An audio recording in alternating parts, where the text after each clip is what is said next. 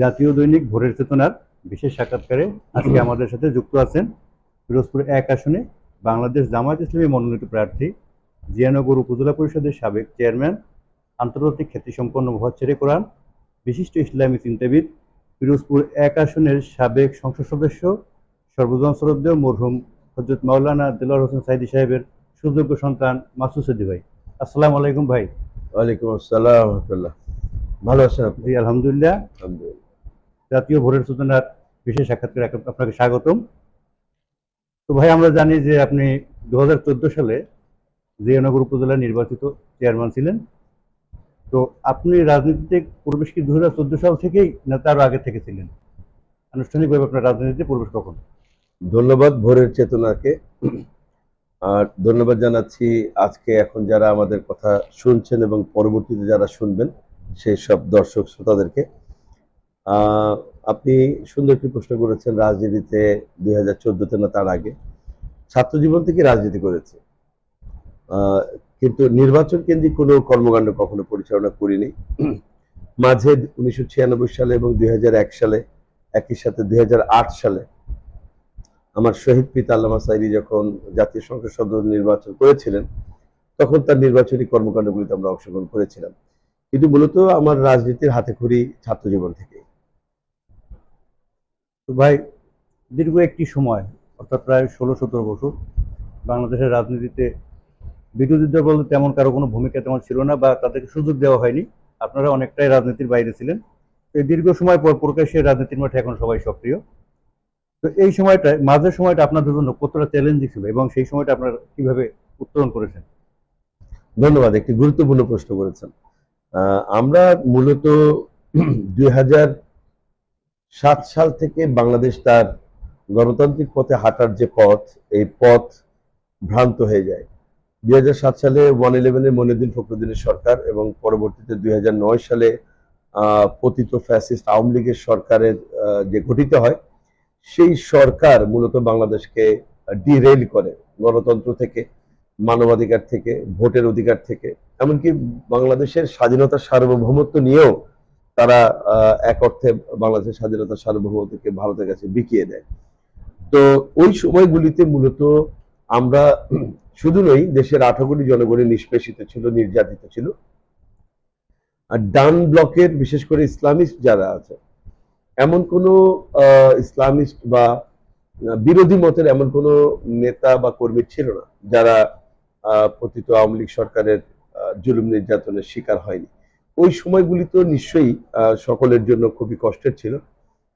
আমি আমার এলাকার কথা বলতে পারি। আমাদের এলাকাতে আপনার শিশু থেকে নিয়ে শুরু করে 90 বছরের বৃদ্ধ পর্যন্ত মামলার আসামি ছিল। তো সেই সময়গুলি নিশ্চয়ই আমাদের সকলের জন্য খুব চ্যালেঞ্জিং ছিল। আমাদের ঘরে থাকার কোনো সুযোগ ছিল না। আমরা যারা ব্যবসা করেছি, ব্যবসা করতে পারতাম না।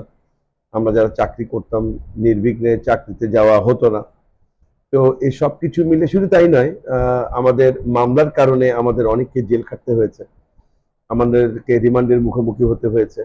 আমাদের অনেকেই এমন আছেন যাদের ঘর বাড়ি হারা হতে হয়েছে, ঘর ছাড়া হতে হয়েছে। তো সবকিছু মিলে টোটাল ইস্যুটা ছিল একটা চ্যালেঞ্জিং, এবং সেই চ্যালেঞ্জিং পরিস্থিতিকে মোকাবেলা করার জন্য আমরা প্রথমত আল্লাহর উপরে ভরসা করেছি।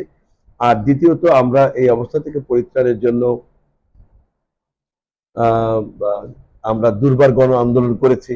আপনারা জানেন যে 2009 থেকে নিয়ে 2024 সালের জুলাই বিপ্লব পর্যন্ত বাংলাদেশে একেবারে কম করে হলেও তারা 10,000 মানুষকে তারা রাজনৈতিক হত্যা করেছে, বিচার বহিত হত্যা করেছে, অসংখ্য মানুষের গুম করেছে, অসংখ্য মানুষকে আহত করেছে। তো এই সব কিছু করে বাংলাদেশকে একটি সুন্দর ভবিষ্যতের সোপানে এগিয়ে নিয়ে যাওয়ার জন্য 5ই আগস্টের যে বিপ্লব, সেই বিপ্লব ছিল আমাদের সব থেকে বড় চ্যালেঞ্জ, এবং সেই চ্যালেঞ্জে আমরা আল্লাহর রহমতে আমরা সফলতা পেয়েছি, এবং যেটা এই জাতির 18 কোটি মানুষের অংশগ্রহণের মাধ্যমে। সুতরাং আমাদের ওই সময়গুলি ছিল চ্যালেঞ্জিং, এবং ওই সময়গুলি পার করে আমরা একটি সুন্দর সময় এখন আল্লাহর মেহেরবানিতে পেয়েছি। তো ভাই, 5ই আগস্ট একটি বৃহত্তর আন্দোলনের মাধ্যমে এদেশ থেকে আওয়ামী লীগ সরকার বিতাড়িত হয়েছে। তো আমরা জানি যে সেই আন্দোলনটা আসলে একটি কোঠা আন্দোলনের মাধ্যমে ছাত্ররা সূত্রপাত করেছিলেন। তো এই আন্দোলনের আওয়ামী লীগ সরকারের বিতাড়িত হওয়া আওয়ামী বিরোধী মতবাদের যে রাজনৈতিক দলগুলো আছে তাদের জন্য একটি বিশাল অর্জন। তো এই 5ই আগস্টের প্রেক্ষাপট কিভাবে তৈরি হলো, এখানে আপনাদের দলের ভূমিকা কতটুকু ছিল? এটা কি হঠাৎ হয়েছে নাকি আপনাদের একটি বৃহৎ পরিকল্পনার মাধ্যমে হয়েছে? এটি একটি ধারাবাহিক প্রক্রিয়া। এটা নিঃসন্দেহে 5ই আগস্টের যে গণবিপ্লব, এই বিপ্লবের পেছনে ছাত্র জনতার ভূমিকা অনস্বীকার্য এবং তাদের ভূমিকাটা বেশি। কিন্তু একথা আবার বললে চলবে না যে 5ই আগস্টেই শুধুমাত্র অথবা 36 দিনের আন্দোলনের মাধ্যমেই 17 বছরের জগদ্দল পাথর সরে গেছে। এটা বরং এমনটা যে 2007 সাল থেকে মুক্তিকামী জনগণের যে আন্দোলন, মুক্তিকামী জনগণের যে সংগ্রাম এবং গণতন্ত্রের পথে বাংলাদেশকে এগিয়ে নিয়ে চলার যে প্রত্যয়, এই সব কিছু মিলেই গত 17 বছরের আন্দোলনের ফসল 5ই আগস্ট। সুতরাং শুধু 36 দিনের আন্দোলন যেমন এই বড় বিজয় অর্জিত হয়নি, আবার তাদেরকে ছোট করে দেখার বা তাদেরকে ইগনোর করার কোনো সুযোগও নেই। আমি যেটা বলতে চাই সেটা এমনটা যে গত 17 বছর আমরা যে আন্দোলন করেছি, এই আন্দোলনের সফল পরিসমাপ্তি ঘটেছে 5ই আগস্টে। সুতরাং 17 বছরের আন্দোলন ইজিক্যাল টু 36 দিনের আন্দোলন, এই উভয় আন্দোলনের ফসল হলো 5ই আগস্ট। তো 5ই আগস্ট হয়েছে কোঠা বিরোধী ছাত্রদের একটা আন্দোলনের মাধ্যমে। তো সেখানে বিভিন্ন মতপথের প্ল্যাটফর্ম একত্রিত হয়েছে। তো দেখা গেল আন্দোলনের সময় আপনার সকল দল মোটামুটি একত্রিত হয়ে আন্দোলন করছে। তো আন্দোলনে আপনাদের বিজয় অর্জনের পরে তো এখন দেখা গেল যে কোঠা বিরোধী যারা ছিল, অথবা আপনাদের দল বা আপনাদের সহযোগী সংগঠন, অথবা অন্য বিএনপি বা তাদের সহযোগী সংগঠন, এখানে একটা ক্ষমতার দ্বন্দ্ব বা একটা নেতৃত্বের দ্বন্দ্ব বা একটা কৃতিত্বের দ্বন্দ্বের একটা সৃষ্টি হয়েছে। তো এই 5ই আগস্টে আপনার দলের ভূমিকা বা আপনাদের সহযোগী সংগঠনের ভূমিকাটা কতটা গুরুত্বপূর্ণ ছিল? ধন্যবাদ। আরেকটি গুরুত্বপূর্ণ প্রশ্ন আপনি করেছেন। আপনি বলছেন ক্ষমতার দ্বন্দ্ব বা মানে আন্দোলনের ফসলের ক্রেডিট নেওয়ার যে বিষয়টি, আপনি নিশ্চয়ই খেয়াল করেছেন যে যখন বাংলাদেশের 5ই আগস্টের গণ অভ্যুত্থানের পরে শহীদদের তালিকা করা হয়েছে, আহ, নানা দল শহীদদের তালিকা করার ক্ষেত্রে তাদের দলীয় নাম ব্যবহার করেছে, কিন্তু বাংলাদেশ জামাত ইসলামী শহীদদের তালিকা করার ক্ষেত্রে কোনো তার নিজের নাম ব্যবহার করেনি। শুধু তাই নয়, বাংলাদেশ ছাত্র শিবিরও শহীদদের নামের ক্ষেত্রে তার দলের নাম ব্যবহার করেনি। আমাদের আমিরে জামাত তিনি স্পষ্ট করে ঘোষণা করেছেন, জুলাই আন্দোলনে যত শহীদ, সব শহীদ আমাদের এবং সব শহীদ এই জাতির সম্পদ। সুতরাং দলের বিবেচনা করে আমরা একজন শহীদকে একটা দলের শহীদ বানিয়ে দিতে চাই না। সুতরাং আমরা কোনো ক্রেডিট নেওয়ার রাজনীতি এখানে করিনি। আমরা ক্রেডিট নেওয়ার রাজনীতি করলে নিশ্চয়ই আমাদের দলের ব্যানারে, দলের প্যাডে আমরা ঘোষণা করতাম যে আমাদের এত এত শহীদ। 2 নম্বর কথা হলো, আপনি বলছিলেন ক্ষমতার দ্বন্দ্বের ইস্যুটি যে 5ই আগস্টের পরে এটা হয়েছে। আমি এটা মনে করি না। এতে মিডিয়ার কিছু কল্পকাহিনী আছে। আর ফ্যাসিস্টদের দোসর বাংলাদেশের অধিকাংশ মিডিয়া ছিল, যেখান থেকে কেউ কেউ হয়তো বিতাড়িত হয়েছে, কেউ কেউ এখন কারাগারে আছে, বাকিরা তো আছে। তারা এখন নানা কৌশলে, নানাভাবে বৈষম্য বিরোধী ছাত্র আন্দোলন, বাংলাদেশ ইসলামী ছাত্র শিবির, বাংলাদেশ জাতীয়তাবাদী ছাত্র দল, এদের মধ্যে একটি সংঘর্ষ বাঁধিয়ে দেওয়ার একটা ষড়যন্ত্র করছে, যে কারণে তারা এই যে ক্ষমতার দ্বন্দ্ব কিংবা নেতৃত্বের দ্বন্দ্ব ইত্যাদি প্রচার করার চেষ্টা করছে। কিন্তু দেশের জনগণ জানে যে আসলে এই আন্দোলন যারা করেছে তাদের মধ্যে কোনো ক্ষমতার দ্বন্দ্বের কোনো ইয়ে নেই, এমনকি তাদের ভিতরে নেতৃত্ব নিয়ে কোনো সংকট নেই। তো 5ই আগস্টের মাধ্যমে ছাত্রদের যে রাজনৈতিক দল গঠিত হয়েছে এনসিপি। তো রাজনৈতিকভাবে এই দলটিকে আপনি কতটা বা আপনারা কতটা আপনাদের কর্তৃপক্ষ মনে করেন, বা তাদেরকে আপনাদের রাজনৈতিকভাবে এনসিপি কে আপনারা কিভাবে মূল্যায়ন করবেন?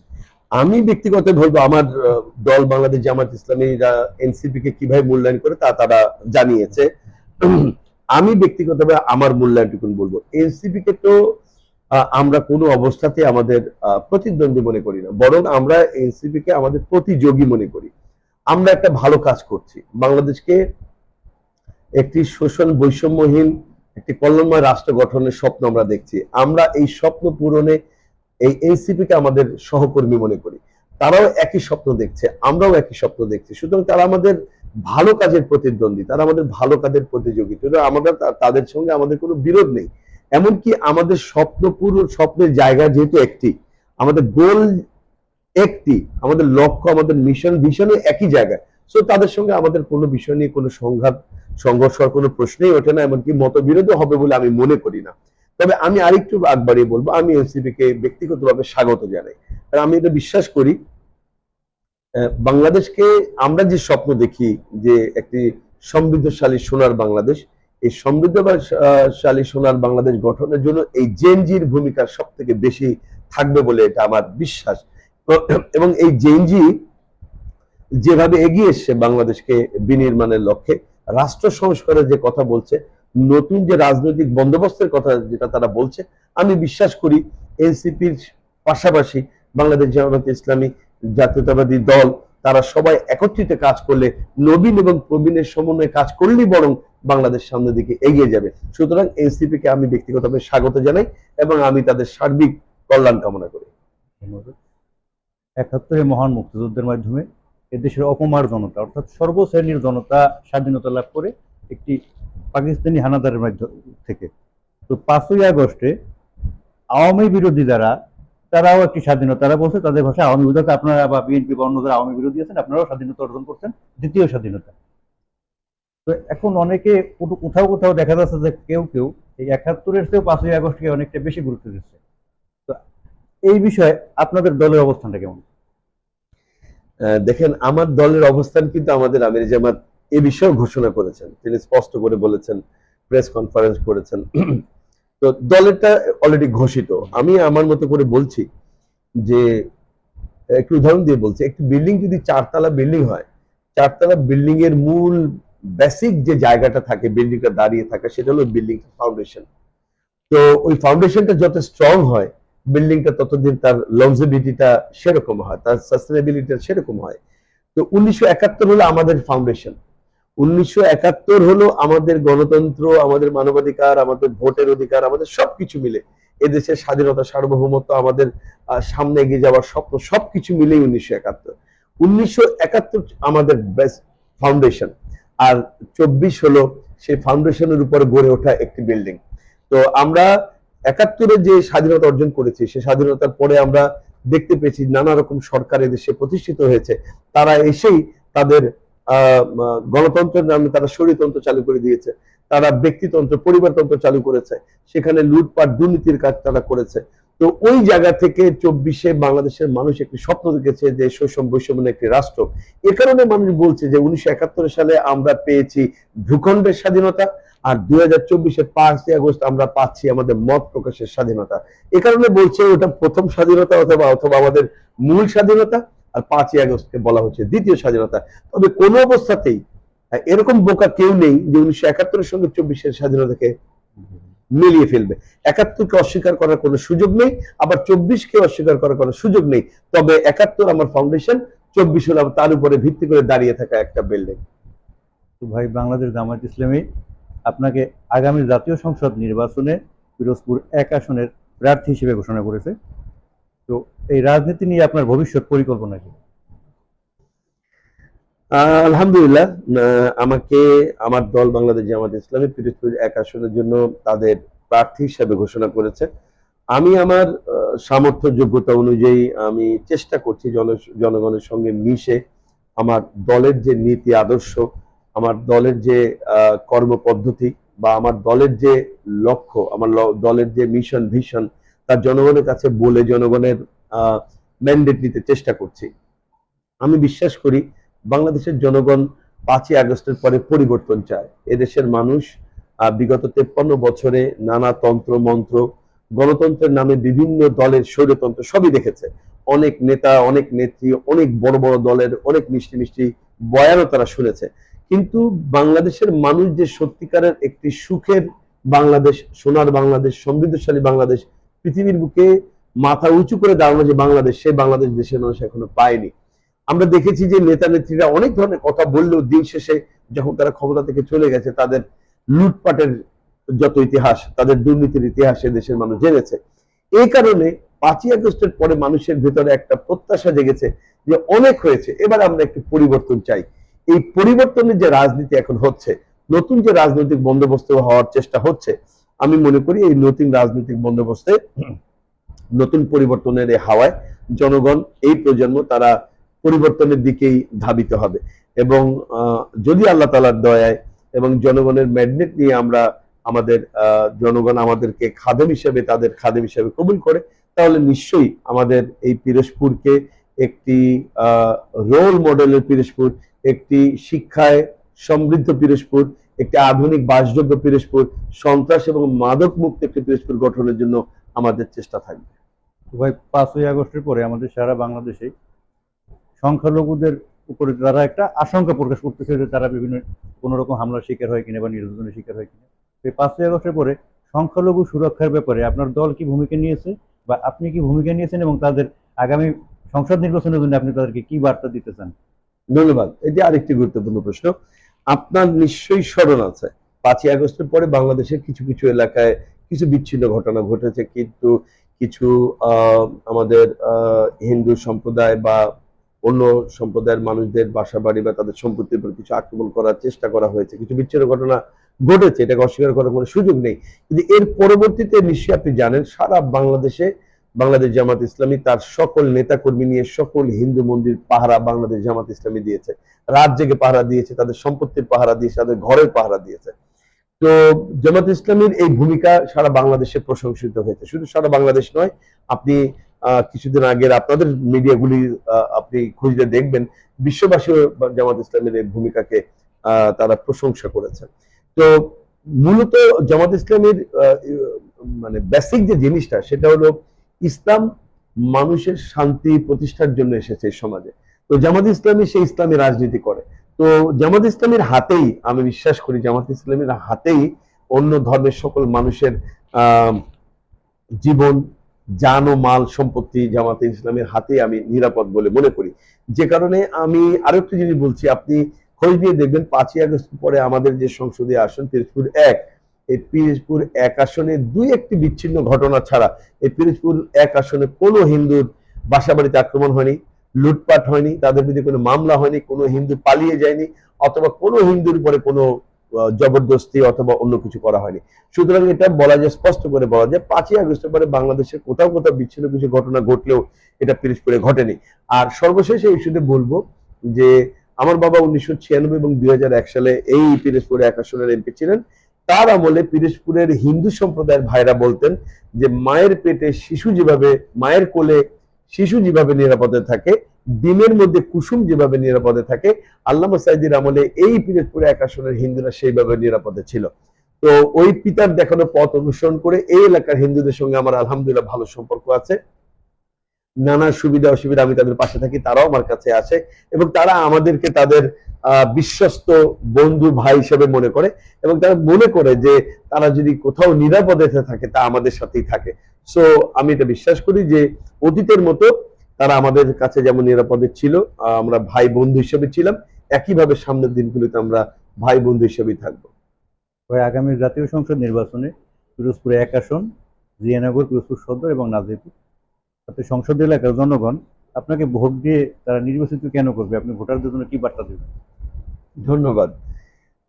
জনগণের জন্য তো আসলে আমরা অনেক কিছু করতে চাই, আমরা অনেক কমিটমেন্ট করি জনগণের জন্য, বা আমরা বলতে চাই অনেক কিছু।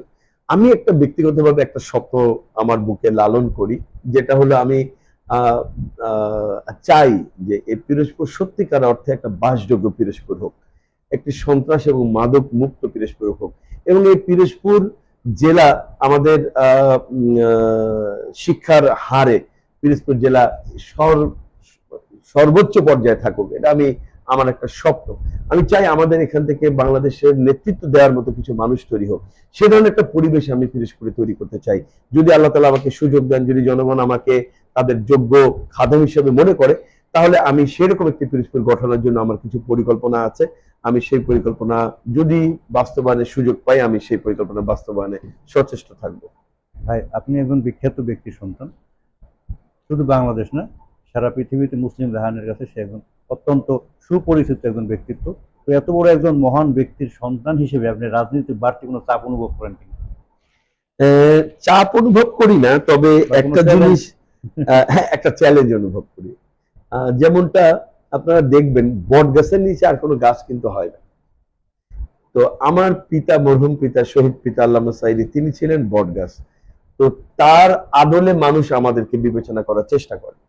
তো সাইদ সাহেবের পাল্লায় যদি আমাকে মাপা হয়, আমি তো সেই পাল্লাই উঠতে পারছি না, তো মাপলে তো আমার কোনো ওজন নেই। তো এটা একটা আমার জন্য বড় চ্যালেঞ্জ, কারণ মানুষ যে কোনো আমার কথায়, আমার কাজে বা আমার পরিকল্পনায়, স্বপ্নে মানুষ চিন্তা করে স্যার হিসাব কেমন ছিল, তার সন্তান কেমন ছিল। তো এরকম একজন জগৎ বিখ্যাত পিতার সন্তান হিসেবে এটা একটি বড় চ্যালেঞ্জ। আমি আমার নিজের কিছু পরিকল্পনা বাস্তবায়ন করতে গেলে মানুষ আমার সঙ্গে আমার পিতার পরিকল্পনার কথাগুলি চিন্তা করে। আমার আচরণ, আমার ব্যবহার, আমার কমিটমেন্ট সব পিতার সঙ্গে কমিটমেন্ট ইত্যাদি মিলানোর চেষ্টা করে। এটি একটি বড় চ্যালেঞ্জ। এমনি কোনো রাজনৈতিক চাপ অনুভব করি না। ব্যাস আমরা চেষ্টা করছি যে পিতা যেভাবে সারা পৃথিবীতে জগৎ বিখ্যাত ছিলেন, তার মতো হওয়ার মতো, এটা তো আল্লাহ প্রদত্ত একটি বিশেষ নিয়ামত। কিন্তু সেরকম হওয়ার চেষ্টা করছি, যদি আল্লাহ কবুল করেন হয়তো সেরকম হতে পারবো, নতুবা একটা চ্যালেঞ্জ থেকেই যাবে। তো মাসুদ ভাই, আপনার জন্য শুভকামনা থাকবে। আপনি আগামী জাতীয় সংসদ নির্বাচনে পিরোজপুর 1 আসন থেকে মনোনীত হন, জনগণের সেবা করুন। আমাদের ভোরের সুলতানের পক্ষ থেকে আপনাকে ধন্যবাদ। আপনাদেরকে ধন্যবাদ, ভোরের চেতনা পত্রিকাকেও ধন্যবাদ।